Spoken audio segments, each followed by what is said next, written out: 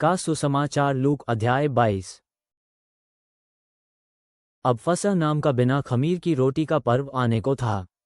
उधर प्रमुख याजक तथा यहूदी धर्मशास्त्री क्योंकि लोगों से डरते थे, इसलिए किसी ऐसे रास्ते की ताक में थे जिससे वे यीशु को मार डालें। फिर इस्करियोती कहलाने वाले उस यहूदा में, जो उन 12 में से एक था, शैतान आ समाया। वह प्रमुख याजकों और अधिकारियों के पास गया और उनसे यीशु को वह कैसे पकड़वा सकता है, इस बारे में बातचीत की। वे बहुत प्रसन्न हुए और इसके लिए उसे धन देने को सहमत हो गए। वह भी राजी हो गया और वह ऐसे अवसर की ताक में रहने लगा जब भीड़ भाड़ न हो और वह उसे उनके हाथों सौंप दे। फिर बिना खमीर की रोटी का वह दिन आया जब फसह के मेमने की बलि देनी होती है। सो उसने ये कहते हुए पतरस और यूहन्ना को भेजा, जाओ और हमारे लिए फसह का भोज तैयार करो ताकि हम उसे खा सकें। उन्होंने उससे पूछा, तू हमसे उसकी तैयारी कहाँ चाहता है? उसने उनसे कहा, तुम जैसे ही नगर में प्रवेश करोगे तुम्हें पानी का घड़ा ले जाते हुए एक व्यक्ति मिलेगा, उसके पीछे हो लेना और जिस घर में वह जाए तुम भी चले जाना। और घर के स्वामी से कहना, गुरु ने तुझसे पूछा है कि वह अतिथि कक्ष कहाँ है जहाँ मैं अपने शिष्यों के साथ फसह पर्व का भोजन कर सकूं। फिर वह व्यक्ति तुम्हें सीढ़ियों के ऊपर सजा सजाया एक बड़ा कमरा दिखाएगा, वहीं तैयारी करना। वे चल पड़े और वैसा ही पाया जैसा उसने उन्हें बताया था। फिर उन्होंने फसह भोज तैयार किया। फिर वो घड़ी आई जब यीशु अपने शिष्यों के साथ भोजन पर बैठा। उसने उनसे कहा, यातना उठाने से पहले ये फसह का भोजन तुम्हारे साथ करने की मेरी प्रबल इच्छा थी, क्योंकि मैं तुमसे कहता हूं कि जब तक परमेश्वर के राज्य में ये पूरा नहीं हो लेता तब तक मैं इसे दोबारा नहीं खाऊंगा। फिर उसने कटोरा उठाकर धन्यवाद दिया और कहा, लो इसे आपस में बांट लो, क्योंकि मैं तुमसे कहता हूं आज के बाद जब तक परमेश्वर का राज्य नहीं आ जाता मैं कोई भी दाखस कभी नहीं पीऊंगा। फिर उसने थोड़ी रोटी ली और धन्यवाद दिया। उसने उसे तोड़ा और उन्हें देते हुए कहा, यह मेरी देह है जो तुम्हारे लिए दी गई है। मेरी याद में ऐसा ही करना। ऐसे ही जब वे भोजन कर चुके तो उसने कटोरा उठाया और कहा, ये प्याला मेरे उस रक्त के रूप में एक नई वाचा का प्रतीक है जिसे तुम्हारे लिए उंडेला गया है। किंतु देखो, मुझे जो धोखे से पकड़वाएगा उसका हाथ यही मेज पर मेरे साथ है। क्योंकि मनुष्य का पुत्र तो मारा ही जाएगा जैसा कि सुनिश्चित है, किंतु धिक्कार है उस व्यक्ति को जिसके द्वारा वह पकड़वाया जाएगा। इस पर वे आपस में एक दूसरे से प्रश्न करने लगे, उनमें से वह कौन हो सकता है जो ऐसा करने जा रहा है। फिर उनमें ये बात भी उठी कि उनमें से सबसे बड़ा किसे समझा जाए। किंतु यीशु ने उनसे कहा, गैर यहूदियों के राजा उन पर प्रभुत्व रखते हैं और वे जो उन पर अधिकार का प्रयोग करते हैं स्वयं को लोगों का उपकारक कहलवाना चाहते हैं। किंतु तुम वैसे नहीं हो, बल्कि तुम में तो सबसे बड़ा सबसे छोटे जैसा होना चाहिए और जो प्रमुख है उसे सेवक के समान होना चाहिए। क्योंकि बड़ा कौन है, वह जो खाने की मेज पर बैठा है या वह जो उसे परोसता है? क्या वही नहीं जो मेज पर है? किंतु तुम्हारे बीच में वैसा हूं जो परोसता है।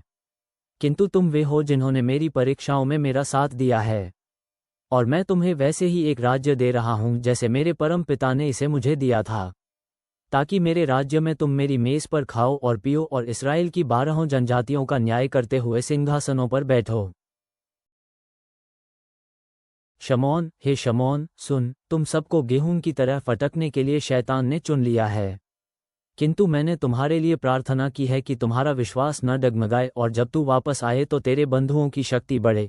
किंतु शमौन ने उससे कहा, हे प्रभु, मैं तेरे साथ जेल जाने और मरने तक को तैयार हूँ। फिर यीशु ने कहा, पतरस, मैं तुझे बताता हूँ कि आज जब तक मुर्गा बांग नहीं देगा तब तक तू 3 बार मना नहीं कर लेगा कि तू मुझे जानता है। फिर यीशु ने अपने शिष्यों से कहा, मैंने तुम्हें जब बिना बटुए, बिना थैले या बिना चप्पलों के भेजा था तो क्या तुम्हें किसी वस्तु की कमी रही थी? उन्होंने कहा, किसी वस्तु की नहीं। उसने उनसे कहा, किंतु अब जिस किसी के पास भी कोई बटुआ है वह उसे ले ले और वह थैला भी ले चले। और जिसके पास भी तलवार न हो वह अपना चोगा तक बेचकर उसे मोल ले ले। क्योंकि मैं तुम्हें बताता हूं कि शास्त्र का ये लिखा मुझ पर निश्चय ही पूरा होगा। वह एक अपराधी समझा गया था। हाँ, मेरे संबंध में लिखी गई यह बात पूरी होने पर आ रही है। वे बोले, हे प्रभु, देख, यहाँ 2 तलवारें हैं। इस पर उसने उनसे कहा, बस बहुत है।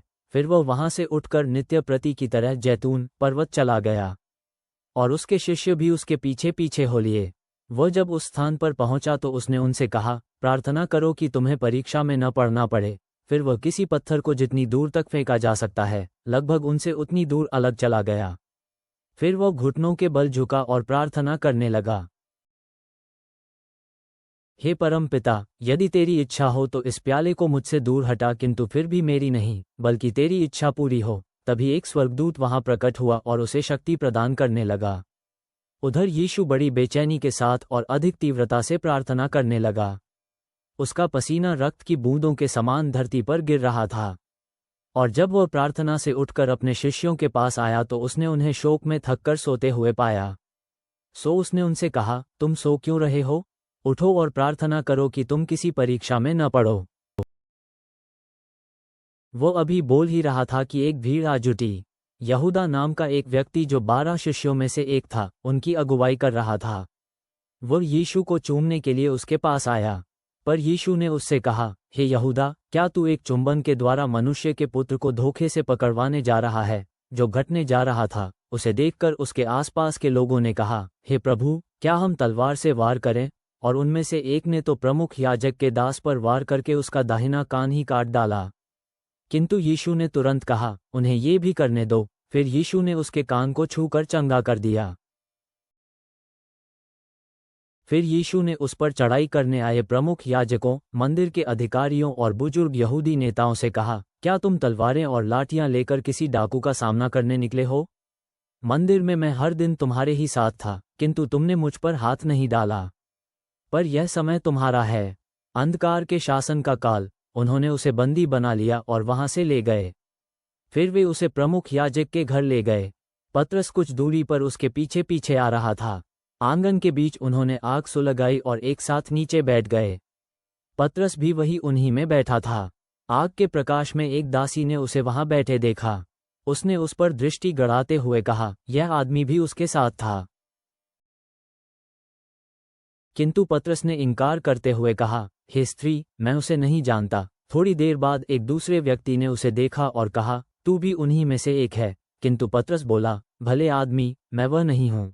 कोई लगभग एक घड़ी बीती होगी कि कोई और भी बलपूर्वक कहने लगा, निश्चय ही यह व्यक्ति उसके साथ भी था, क्योंकि देखो ये गलीलवासी भी है। किंतु पतरस बोला, भले आदमी, मैं नहीं जानता तू किसके बारे में बात कर रहा है।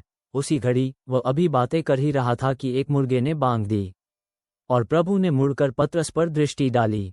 तभी पतरस को प्रभु का वह वचन याद आया जो उसने उससे कहा था, आज मुर्गे के बांग देने से पहले तू मुझे 3 बार नकार चुकेगा। तब वो बाहर चला आया और फूट फूट कर रो पड़ा। जिन व्यक्तियों ने यीशु को पकड़ रखा था वे उसका उपहास करने और उसे पीटने लगे। उसकी आंखों पर पट्टी बांध दी और उससे ये कहते हुए पूछने लगे कि बता वह कौन है जिसने तुझे मारा। उन्होंने उसका अपमान करने के लिए उससे और भी बहुत सी बातें कहीं। जब दिन हुआ तो प्रमुख याजकों और धर्मशास्त्रियों समेत लोगों के बुजुर्ग नेताओं की एक सभा हुई। फिर वे लोग उसे अपनी महासभा में ले गए। उन्होंने पूछा, हमें बता, क्या तू मसीह है? यीशु ने उनसे कहा, यदि मैं तुमसे कहूं तो तुम मेरा विश्वास नहीं करोगे, और यदि मैं पूछूं तो तुम उत्तर नहीं दोगे। किंतु अब से मनुष्य का पुत्र सर्वशक्तिमान परमेश्वर की दाहिनी ओर बैठाया जाएगा। वे सब बोले, तो क्या तू परमेश्वर का पुत्र है? उसने कहा, हाँ, मैं हूँ। फिर उन्होंने कहा, अब हमें किसी और प्रमाण की आवश्यकता क्यों है? हमने स्वयं इसके अपने मुंह से यह सुन तो लिया है। हे ईश्वर, अंतिम भोज और गेत्सेमने में हमें आज विश्वास टूटे संबंधों में विश्वासघात के विरुद्ध सामर्थ्य दें। प्रलोभन से बचने के लिए जागकर प्रार्थना करें। दबाव के क्षणों में अपना नाम नकारना न हो। स्मरण के लिए साम्य भोज की स्थापना करें। हे प्रभु, आपकी शांति हम पर राज करे। आमीन।